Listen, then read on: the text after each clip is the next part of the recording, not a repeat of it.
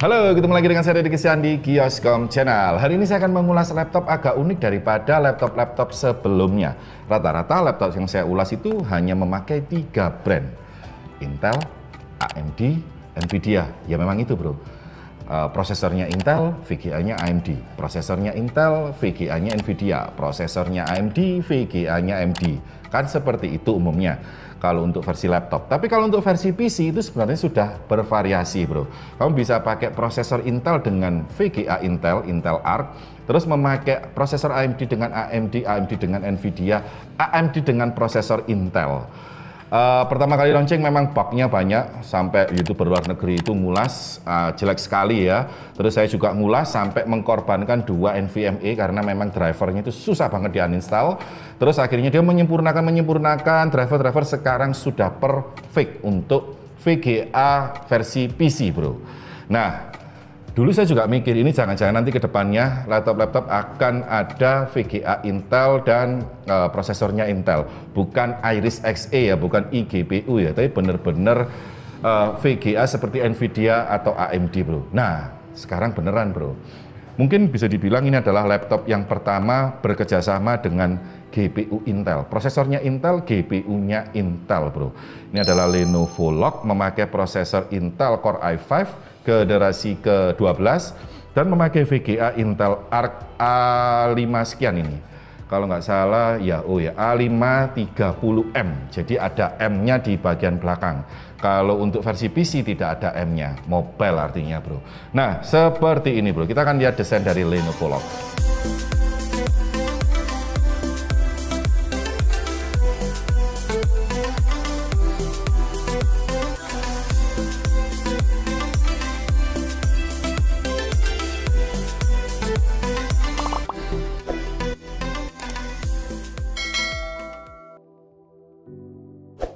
Nah, seperti itu. Kalau untuk masalah desain Lenovo Lock oke lah ya. Kamu bisa lihat video saya sebelumnya. Saya menjelaskan detail bodinya sampai mesinnya ini ya seperti itu. Hanya berbeda-beda isi dalamnya bro. Jadi satu moldingan dari pabrik itu diisinya berbeda-beda. Jadi desainnya tidak berubah. Tapi yang fokus saya di sini itu adalah di performa dari Intel Arc-nya ini. Karena sistem GPU-nya itu berbeda. Cara bacanya juga berbeda bro dengan Nvidia atau AMD bro. Nanti saya jelaskan dulu bro ya. Oke, kalau untuk desainnya oke ya bro ya. Ya seperti lock yang lain, hanya beda isi di dalam laptopnya bro. Beratnya di 2,3 kilo sekian. Warnanya abu-abu, cakep. Saya suka ininya, locknya cakep ini. Kalau yang kemarin warna abu-abu ya. Kalau yang ini timbul bro locknya, lock. Nah ini yang saya suka kayak Ferrari ya, kayak Alienware ini bro, bukan Alienware di sini. Loh, cuma nggak ada warna birunya. Kalau lock yang saya ulas kemarin ada warna biru, ini tidak ada warna biru. Di sini ada 2 pembuangan.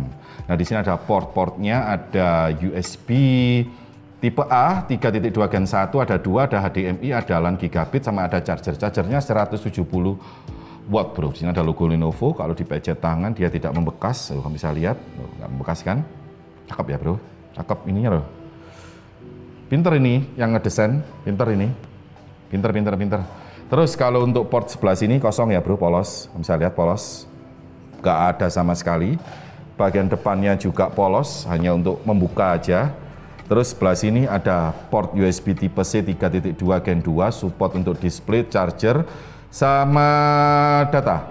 Terus ini ada audio, ada USB 3.2 Gen 2. Nah di sebelah sini, di sini ada tombol untuk mematikan kamera sebelah sini bro. Oke. Terus kalau untuk bagian belakangnya ada 3 lubang, cakep ini. GPU, CPU, ini lubang apa nggak tahu, nanti kita buka bro. Ini ada 4 karet. Ini ada 2 lubang speaker. Cakep banget, cakep. Saya suka desainnya bro ini. Kayak Asus TUF, futuristik desainnya.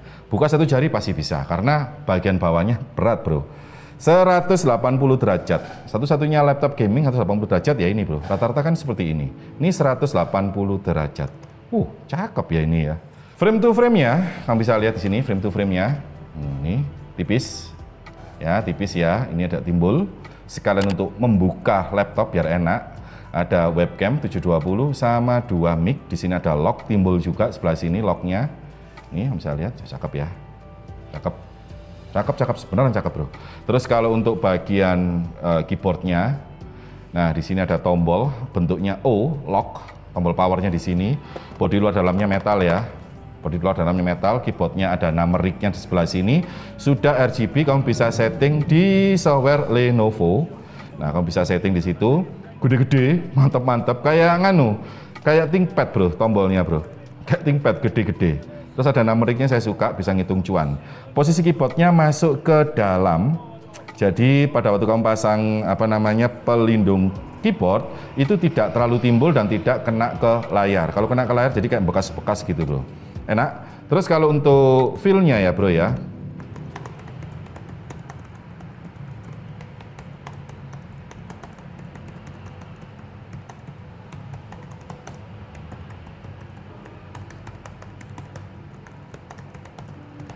Enak bro, empuk, gede-gede, empuk, RGB lagi. Cuma RGB-nya kelihatannya dari nganu bro ya, dari dalam ya, jadi nggak jelas kalau dari atas, jadi harus dari samping seperti ini. Nah ini kamu bisa lihat dari atas loh, baru kelihatan ya. Tapi kalau gini nggak kelihatan, kalau gini kelihatan. Nah ini jelek ini. Loh, kenapa nggak bikin touch yang transparan ya, biar kelihatan tambah cakep. Jadi hanya sela-selanya aja yang keluar warnanya. Trackpadnya gede banget. Masih ada bunyi ya, klik kanan klik kirinya. Loh, tak tak tak tak tak tak. Nah, gede banget, mantep banget sebelah sini. Sini polos, hanya masuk ke dalam seperti ini. Kenapa nggak bikin kayak futuristik apa gitu ya, garis-garis gitu biar kelihatan keren ya. Di sini ada Intel Arc, Intel Core i7, e-support sama Lenovo Timbul. Ini kayak trademarknya Lenovo ya, persis sama bagian luarnya ini bro. Tuh persis. Nah seperti ini bagian dalam dan luar untuk Lenovo Lock. Versinya Intel Arc sama Intel Processor. Jadi buat teman-teman, sekarang ini laptop sudah ada varian VGA terbaru. Sebelum saya buka isi dalamnya, saya akan menjelaskan dulu Intel Arc GPU dari Intel untuk laptop. Intel Arc itu ada 4 segmen ya, jadi Intel Arc Graphic for Desktop untuk PC, untuk laptop, untuk profesional grafik, jadi kayak rendering, AI dan lain-lain, sama Intel Arc GPU for Edge. Saya jelaskan dua, yang khusus PC sama laptop. Yang PC ada 4 macam. Arc A310 ini di 4 GB, Arc A380 di 6 GB, ini harga 2 jutaan, ramai banget, saya sudah ulas di YouTube saya 2-3 kali. A750 8 GB, A770 di 8 GB dan 16 GB. VGA-nya lebih murah daripada VGA Nvidia dan AMD bro. Seperti biasa bro, karena ya gebrak pasar dulu. Terus kalau untuk laptop ini agak banyak variannya daripada untuk PC.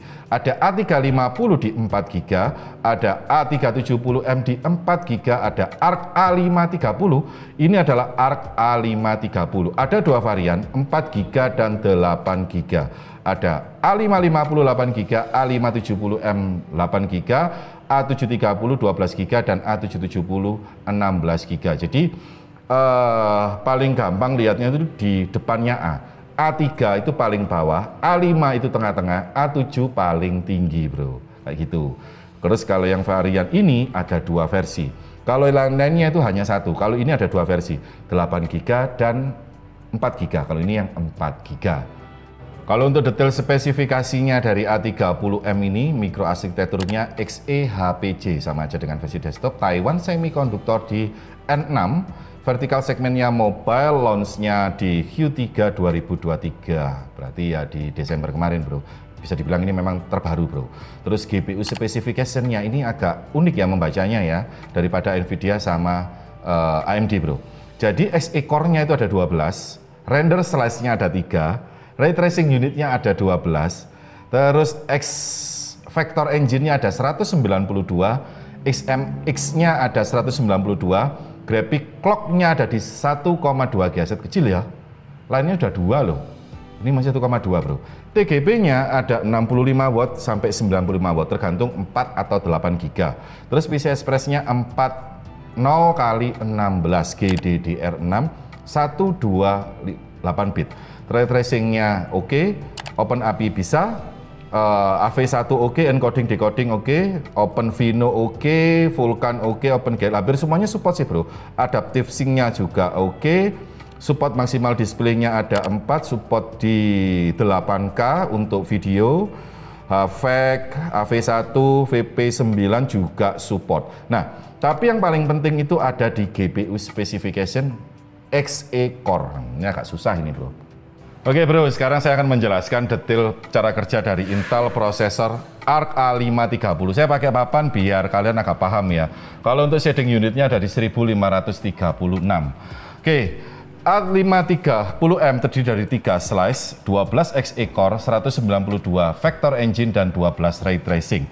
3 slice berarti 12 bagi 3 bro. Terdiri kayak gini bro. Nah, satu slice itu ada 4. Ada 4 kayak gini. Nah, ada 4 seperti ini. Berarti 12 Xe Core. Ini adalah 1 Xe Core, 1 Xe Core, 1 Xe Core seperti ini.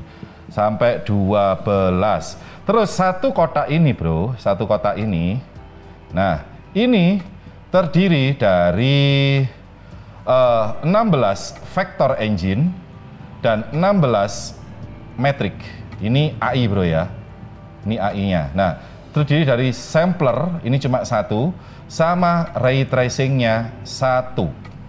Jadi totalnya 1 Xe Core itu 1 ray tracing, 1 sampler, 16 vector engine, dan 16 metric. 16 ray tracing kalikan berapa? 1, 2, 3, 4, 16, 1 dikalikan 3 baris berarti ketemu 12 ray tracing bro. 4 kali 3 ya kan, ketemu segini. Terus ketemu vector engine-nya itu karena terdiri dari 16 vektor dan 16 metrik. 16 dikalikan 4 dikalikan 3 baris berarti ketemu 192 vektor engine dan 192 AI. Terus cara mencari VGA Arc yang paling kenceng itu kamu melihat dari ininya aja bro, Xe Core-nya bro. Semakin tinggi Xe Core, otomatis semakin tinggi ray tracing.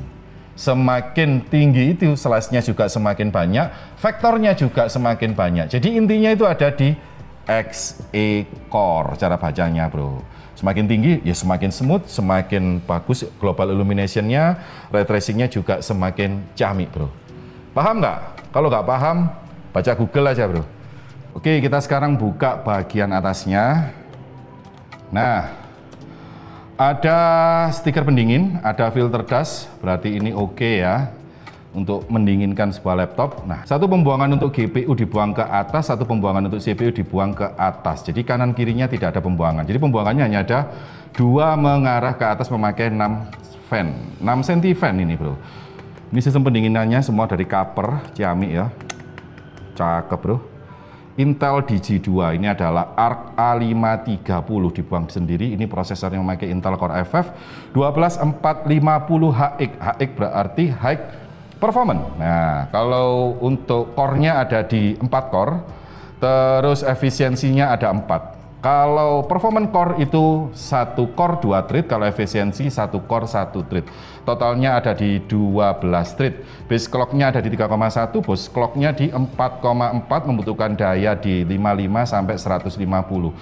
Karena seri HX itu bisa menghandle sampai TDP tinggi, bro. Nah, kalau ini untuk GPU ya. Kalau untuk prosesornya ciamik soro ini, benar-benar ciamik soro ini. Terus ada Intel UHD di 1,3, nggak usah dipakai lah. Kalau untuk memorinya ada 2 slot, jadi kamu bisa upgrade ke 16, 16, 88, 32, 32, ini DDR5, bisa di-upgrade ya. Slot NVMe-nya di sini, ini NVMe kecil, bisa kamu pasang NVMe panjang. Nah, di sini ini NVMe Gen 4 di 512. Kalau untuk speed-nya kamu bisa lihat di sini.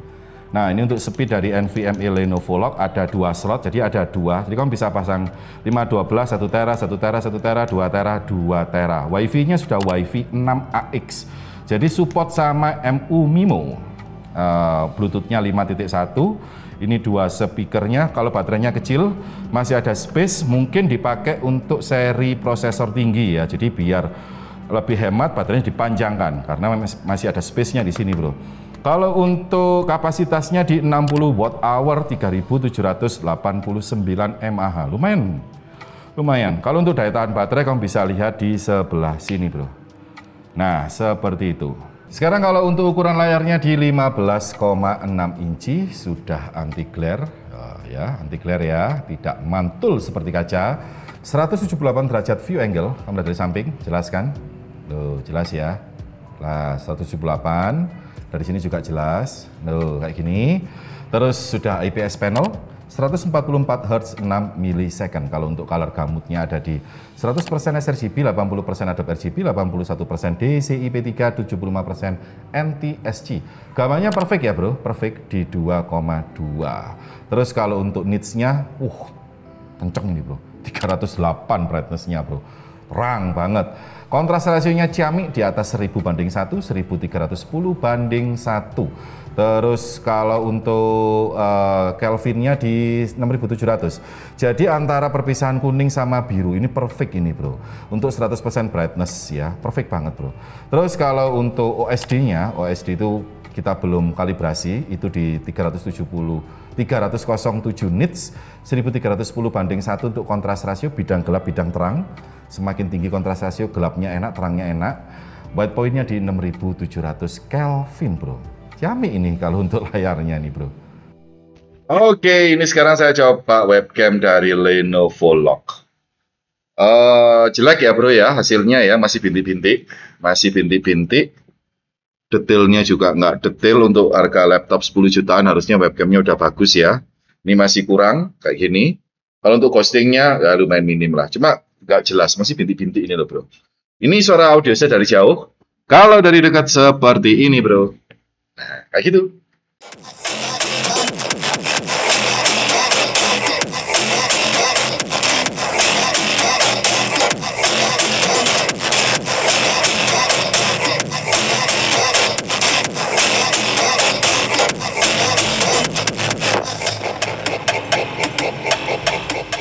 Kalau untuk speakernya enak ya bro ya, bassnya dapet, kenceng, treble-nya nggak pecah, middle-nya nggak pecah. Enak kok, dibuat ngegame enak, dibuat nonton YouTube atau film-film juga enak bro. Oke bro, ini saya cek kondisi main game Spider-Man. Posisi panasnya ada di sini bro ya, menyebar ya. Kanan kiri ini kan kelihatan adem, sebelah sini sama sini. Ini karena tempatnya cooler di sini bro. Jadi panasnya ada di sini, paling panas di sini bro. Nah ini paling panas ada di 40 derajat. Nah ini 40 derajat. Terus kalau yang sebelah sini di 33, 34. Pasti tengah sini ya. Ini layarnya juga panas karena ini fleksibel layar. Ini di sekitar berapa ini layarnya ini? 38. Ini posisi panas di sini. Jadi kalau ngegame ASWD masih aman karena jauh dari panas. Ini masih 34 di sini 41 ya bro ya. Bisa lihat di sini. Oke. Oke bro, sekarang saya coba di 3D Mark. Ini di Time Spy. Skornya di 5825, graphics skornya 5961, CPU skornya 5159, hampir mepet ya bro ya. Terus di sini ada keanehan bro ya. Jadi di sini tidak ada panas dari GPU. Kamu bisa lihat di sini nggak ada. Loh, hanya ada panas dari CPU. Bisa terhandle dengan baik dengan paling tinggi di 89 derajat, ini di sekitar 60-70-an. Terus pada waktu tes prosesor dia bisa sampai di 97,97 bro. Ini adalah tes prosesor, ini ada tes GPU. Waktu tes prosesor di 97,97, cuma panas dari GPU nggak ada bro. Loh nggak ada, ya nggak ada ya. Loh aneh ya bro ya, aneh ini bro. Apa mungkin perlu diupdate 3D Mark-nya untuk mengenali Intel Arc?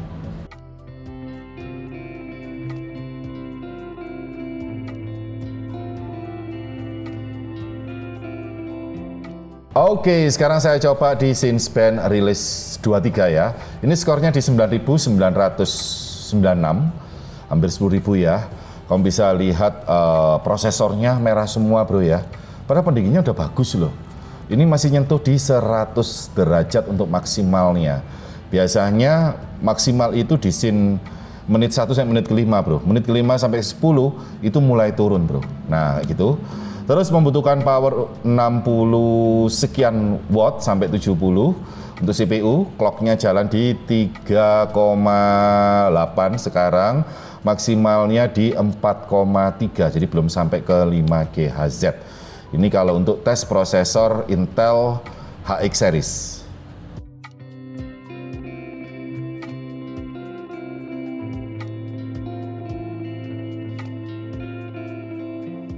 Oke, sekarang saya coba di Furmark. Ini adalah tes OpenGL, jadi tidak ada efek-efek yang lain, DLSS atau Ray Tracing dan lain-lain, hanya VGA aja dipaksa untuk kerja maksimal. Jangan lama-lama kalau ngetes software ini karena bisa merusak VGA. Global temperaturnya di 72, di hotspotnya itu di sekitar 66 derajat. Jadi sistem pendingin dari Lenovo ini bagus kalau untuk di GPU-nya, membutuhkan daya di 71 watt, clock-nya di 2,3. Oke menurut saya bro, sistem pendingin dari GPU-nya oke kalau untuk Lenovo. Dan Intel Arc ini juga nggak panas di keber, 70 loh. Nggak 80, nggak 100 derajat seperti tes Cinespan R23 di prosesor. Ini 70 nih, hampir 80 lah, 78. Oke menurut saya. Oke bro, sekarang saya coba di Blender ya. Jadi dia tidak support hips, tidak support CUDA, jadi saya pakai One API ya. Kalau untuk prosesornya itu di 4 menit 12, kalau untuk GPU-nya kira-kira berapa? Jos bro, 54 detik bro. Lumayan ya, lumayan. Kamu bisa lihat perbandingan dengan yang lain bro.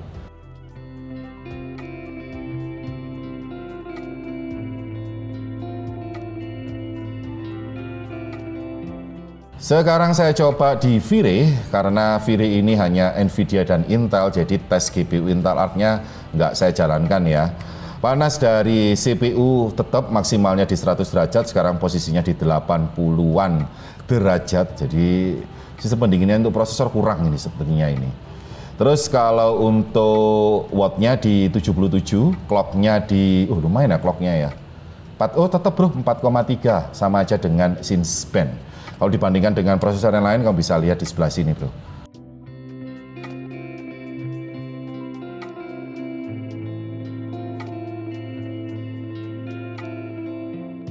Oke, sekarang saya coba di Lumion. Pertama langsung crash. Kamu bisa lihat di sini gambarnya kelap-kelip. Ini persis kayak Intel Arc versi PC ya.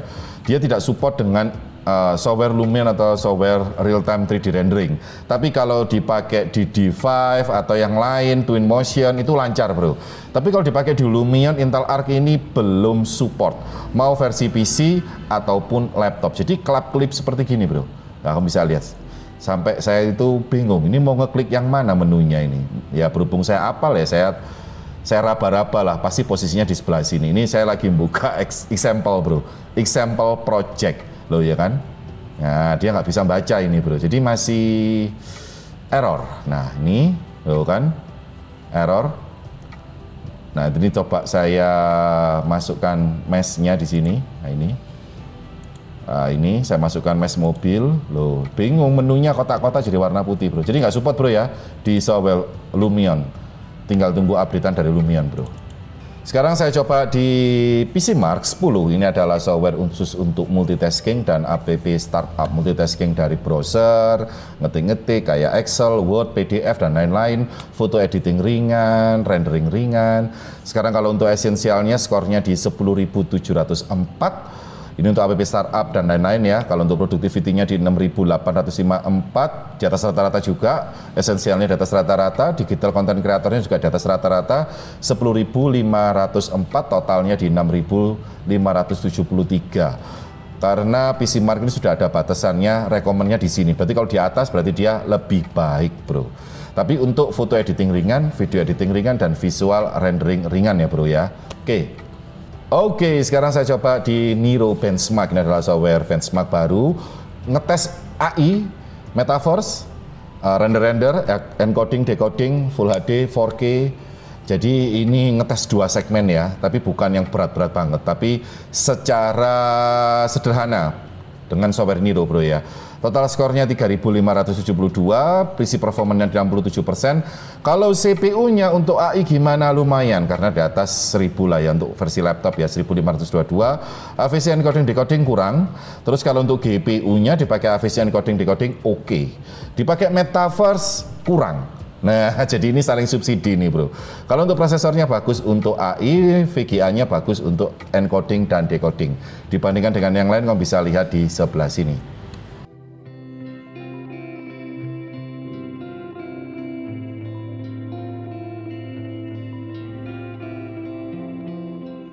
Oke, ini sekarang saya coba di Unity. Jadi kalau saya record kadang-kadang hang bro. Nah ini proses record memang bisa, tapi kadang di tengah-tengah hang.